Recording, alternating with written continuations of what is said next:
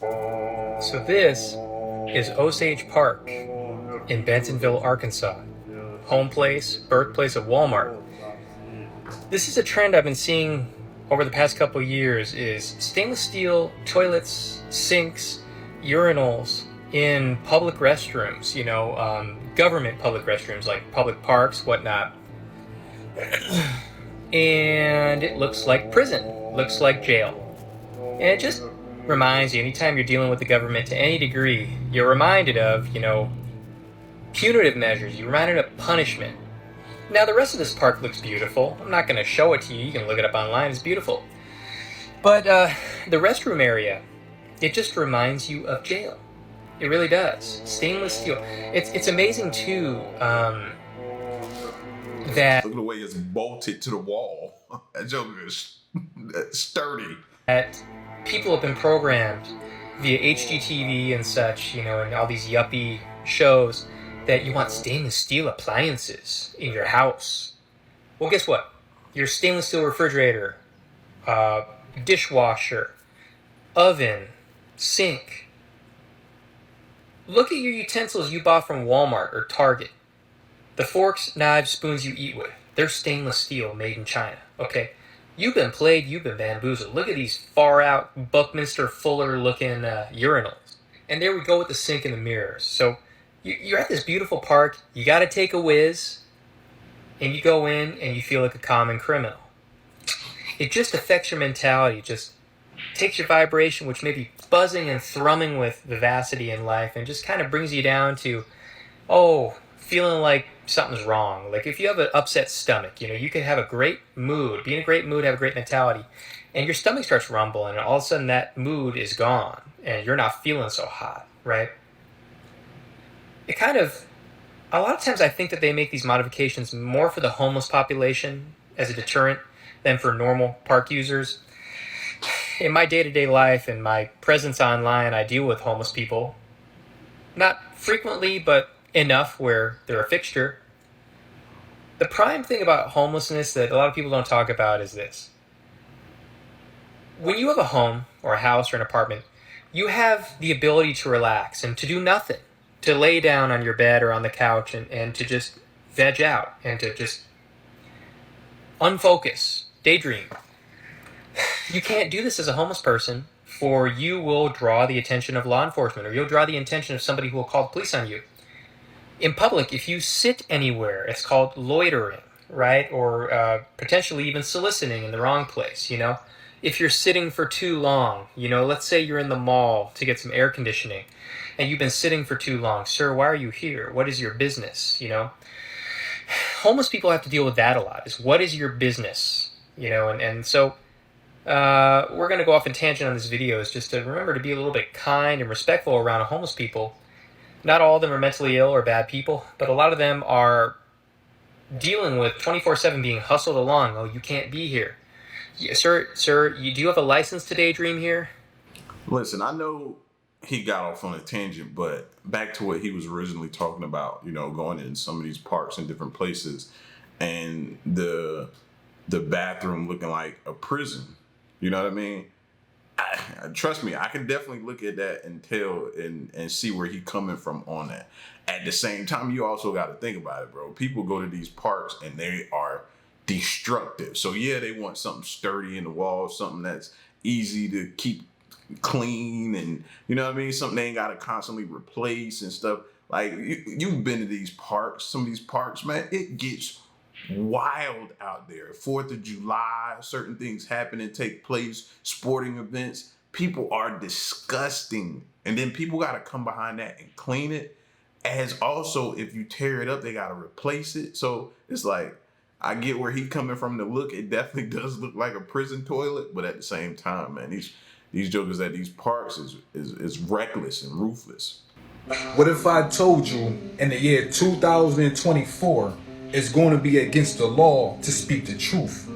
Would you believe me? One of the hardest jobs on this planet is speaking truth and waking up people that is actually asleep. Star seeds, we have the hardest jobs. Don't forget that they even took out the real Jesus for speaking truth. There's nothing new under the sun. I've been doing these videos or speaking truth since 2010 when it wasn't even cool to be woke. Before I even had my little gray patch, I was speaking the truth. It's not a cool thing to do, but it has to be done. Don't forget that there's nothing new under the sun. These people are actually rewinding time. We are actually going back into ancient days when the witches, the warlocks, they was being hunted down. You couldn't speak the truth back in ancient days. There was no difference. There's nothing new under the sun. Remember, they was doing the same thing thousands of years ago. If you was a witch or a warlock, they was going to hunt you down. It's the same thing right now when we are speaking truth. Back in ancient days, people was using sage to get rid of negative energy. Now we are using sage to get rid of negative energy. We was using crystals to get a stronger frequency or a higher vibration or a form of protection back in ancient days. Now we are doing the same thing right now. We are living in the days of our ancestors. Everything our ancestors did, we are now doing. They knew the truth, now we are getting the truth. The same people they was going to war with, we are now going to war with. It's all about raising your vibrations. Our problem is we go public and try to teach the world when we are not supposed to teach the world. We are supposed to teach the ones that's vibrating like us. It's really chosen people on this planet. And if you chosen, you don't even have to say you chosen. Your vibration and your aura field will speak for itself. We are the children of the sun. The truth actually lives within us. So if we could get people, more people, living the right way or speaking truth within themselves, then we don't have to do a public battle no more. We can take everything back within. I want people to understand where they got this from. This is the court system or how they judge certain people. If your good deeds outweigh your bad deeds, then you are now free when it comes to the law system. But they got the same system from us. When your heart has to be lighter than a feather, the court system is the same system they were using back in Egypt. We are the highest beings on this planet, but we gotta start acting like it. Our ancestors knew this, and somehow we forgot it. Certain truth, certain knowledge, and certain wisdom is supposed to stay in the tribe or in the family. It was not meant for the public.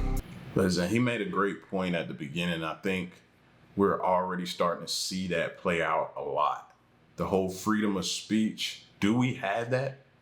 I ask myself that all the time. You know what I mean? Whether it be right or wrong, indifferent, who's to say what's right or wrong anyway? But whether it be your right to say how you feel, do you feel like you have that right anymore? Do you feel like that? I think we've been seeing that play out for a while now. People are afraid to speak their opinion.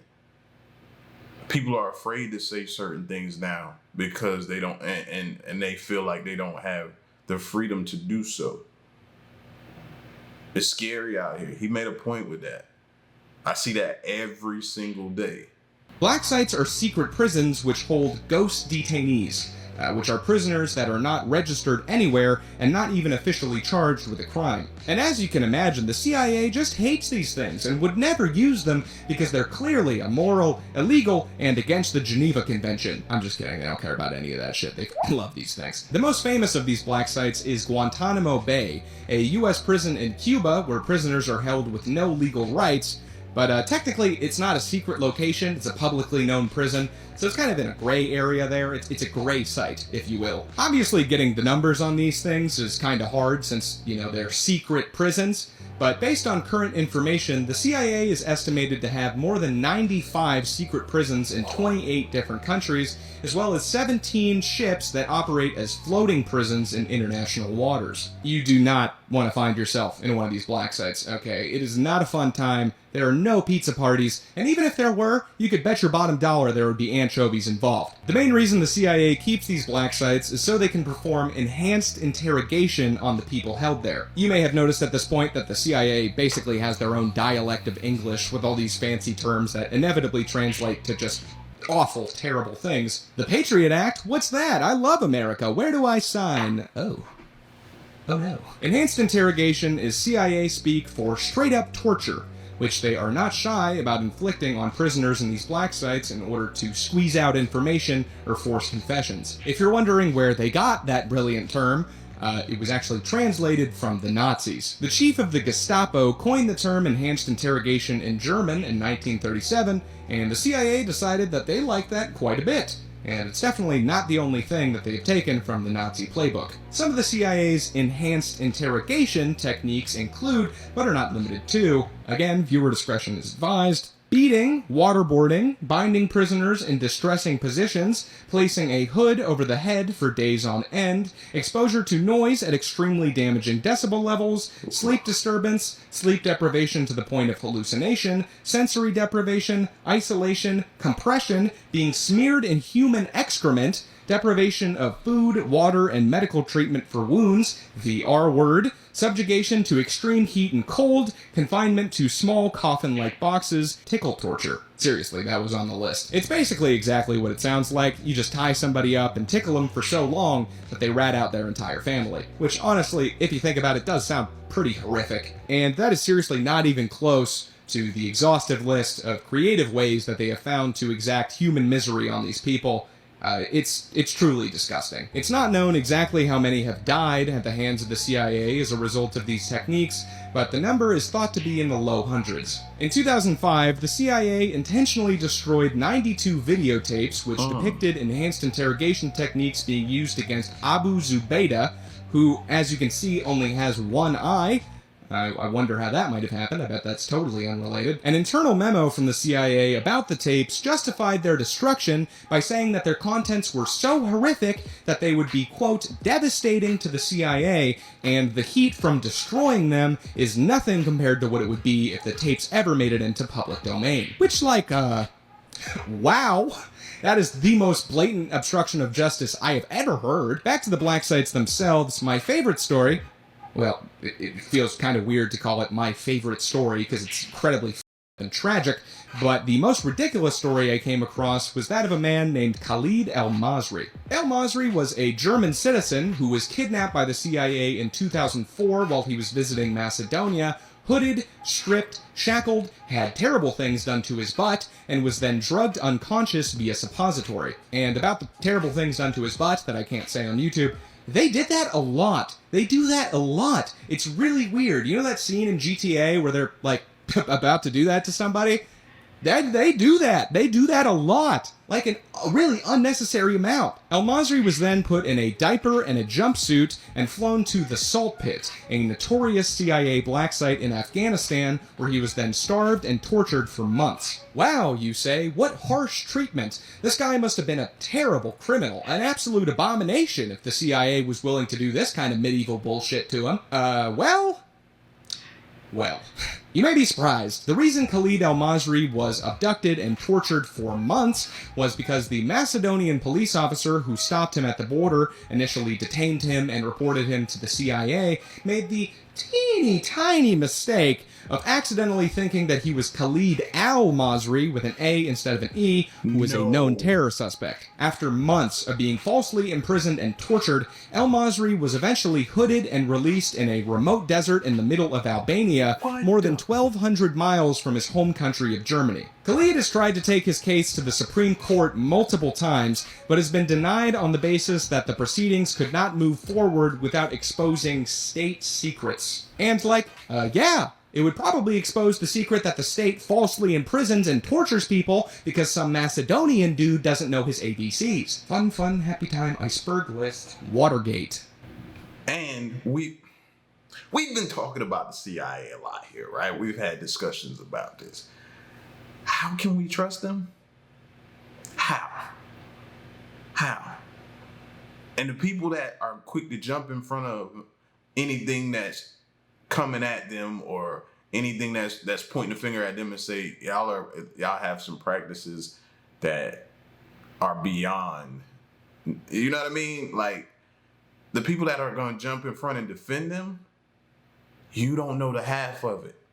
That's what gets me about people who defend the CIA all the time. You're defending stuff. You're jumping in front of things that you don't even know the whole entire truth about. You don't know what all they do. I guarantee what he just told us about these black sites, that's not even half of it. That's just what we know of. And that, what we just heard, turns our stomach. especially when we're under the assumption that the person that we just heard about was perceived to be innocent. There was a mistake made, allegedly, possibly.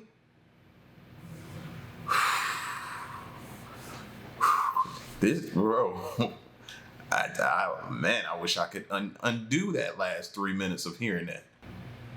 Here's a picture of me on the left from federal prison. That's me. That's my best friend Alicia. We're still best friends today. She's out as well. So I just thought you would like to see the gray sweatpants and gray long sleeve t-shirts that we get to wear in there, that we would have the little Spanish mommies would take them apart and sew them and put them back together and make them tight and fitted and cute. There's so many creative things you can do in prison, but those sweats did not look like that when I bought them. So I had them made to look like that, and I had that shirt taken in to fit tighter. It's about all you can do to get cute in the feds. And then y'all be wondering how all these prisoners be having all these pen pals. It's because photos like this get leaked to some dudes or some women or whatever, and they lonely and they see that, and that's why you wonder, bro. I know people who met people in prison. Met people on the outside, not in prison, met people. No, they're in prison, but met someone on the outside, developed a relationship, got out and got married. And you're wondering, like, these are one of the ways, bro, them pictures and different things, man, and communication. I'm telling you. Inmates aren't allowed to wear makeup, but this one particular inmate had a super unique way of doing it. I was like, what? Hey, Cleopatra, what you got there? It's a little bit of my contraband. So what do you use the M&M for? The M&M is for my eyeshadow. So you rub it back. M&M for eyeshadow? Like, it seems like when people, from what I've seen, when people go to prison, that's where they, I don't know, man, they tap into their, like, creativity a lot. And you see it. Look at it on full display right here. An M&M used. Rub it back and forth on your... I do. Lick it just a little bit and rub it on. Do that for me real quick.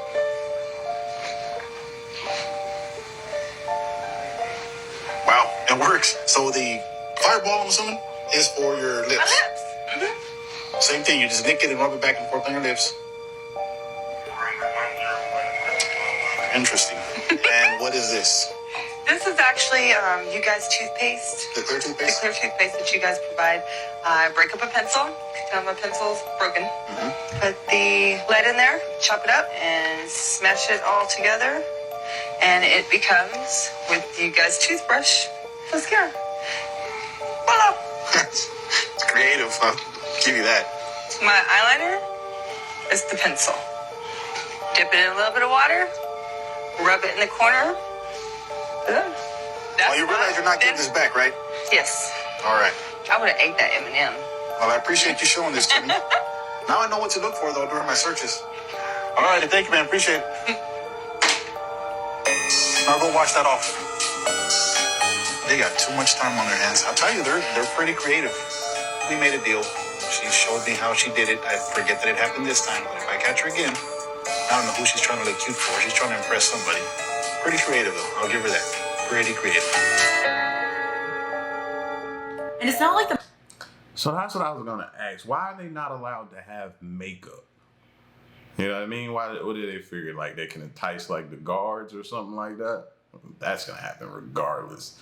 Having male guards at a female, even having female guards at a female, like it's gonna happen. It's still happening to this day. I just saw a clip the other day of a woman who was a correctional officer being involved with an inmate. That's gonna happen, you know? But I was just trying to figure out why they're not allowed to have makeup though. The makeup was light. Like, this is very defined. If I was the correction officer, I would just let her keep it because I'd be like, you are a genius. This is gonna be really hard for me to talk about, so bear with me. It's gonna get dark in here. We are gonna talk about the dark history on why jails were created. In 1863, African American slaves were freed. They thought things were great, but they really just got backstabbed. Now, as you know, in 1861 and 1865, the American Civil War happened. During the Civil War, roughly 179,000 black men fought in the Civil War. They fought in the war because they thought America would look out for them. which ultimately made them worry because now how do we keep these people in control? The government needed a way to create peace, to keep the white people happy but also take care of the African American citizens that just got freed. Before the 1890s, where they started the Prison Act, jails and prisons tend to look like houses. Some like this. After the American Civil War, the number of U.S. penitentiaries in the South and West spiked. So, who y'all finna put in there? After this, a lot of African Americans were locked up. Their inmates population surpassed 30,000. By 1880s, African Americans became the major inmates. They were backstabbed. You're telling me that they helped fight the war and then they were falsely imprisoned to do more labor? Convicts, who were originally slaves, dug levees, laid railroad tracks, picked cotton and mined coals for private companies and planters. Mostly false imprisonment or doing more time than they deserved. Innocent man locked up for 37 years. 1944, George Steeny, 14-year-old, electrocuted and he was innocent. We're still living in this dark history, and Joe Biden played a part in it. Your president signed a crime bill, what was one of the key contributions to mass incarcerations in 1990s, especially hurting blacks and brown Americans. African Americans, they were never really freed. It just was switched. Black people were never given equality. Let's just clear that up. African Americans have been fighting for decades for equality from the government. Everybody be safe out there. Whew. This is a conversation that continues to need to be had because the prison system is obviously not what we've been told the prison system is, man. It's a ton of conspiracy surrounding the prison system and have been for years. You can see it, man. It's on full display. It's on full display, bro. We talked about it, even with companies. Take it a step further with companies. You go, prisoners in there working for pennies, doing jobs for these companies. Doing jobs for these companies. It's cheap labor. Like, it's a whole thing surrounding the prison system, man. We still got to continue to address. Y'all, check this out. 1991, I was invited to attend a closed-door meeting with a small group of business insiders to discuss rap music's new direction.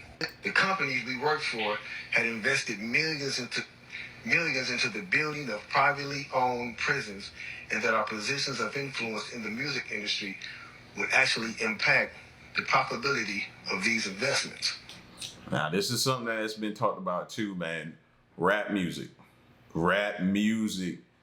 being just, I don't know, like a like, that's why they endorse it. Because it glorifies the violence, which will ultimately end them into the prisons, which is the business we're talking about. Like, people gotta wake up. They gotta wake up and see what's going on around them, man.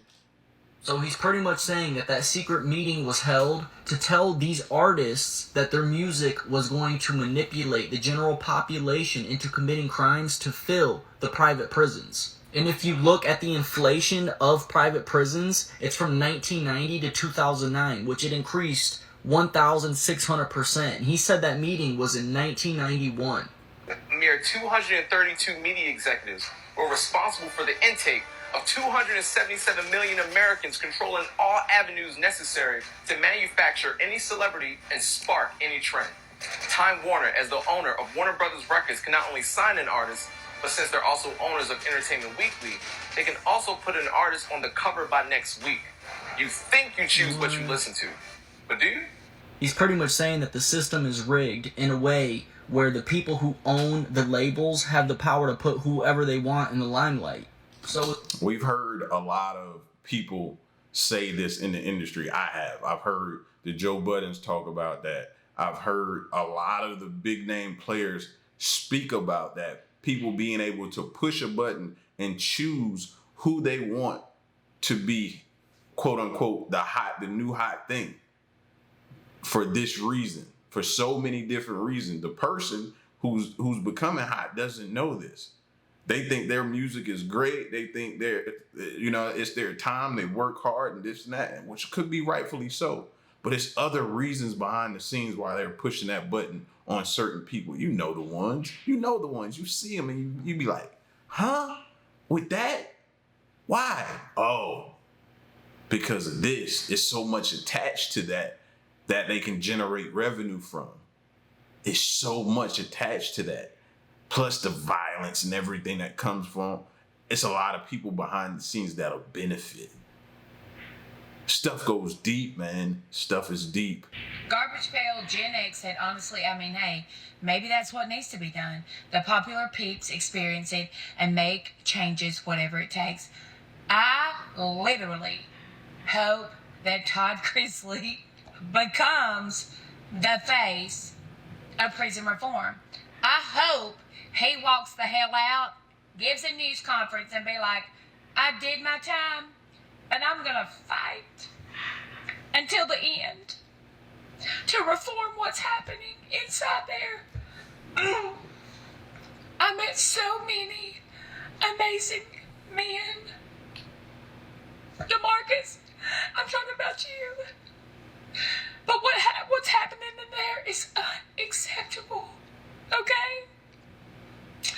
For example, Michael had a seizure, and nobody even came to help him. He seized for like an hour, and then finally somebody came to help. And when they brought him back, we held each other all night. I was the little spoon, just as friends. I was trying not to laugh, but she got me when she said the little spoon. Like two men do in prison, we held each other. And then, what happened to Tyrone? We call him Big Popeye. That's my nickname for him, is Big Popeye.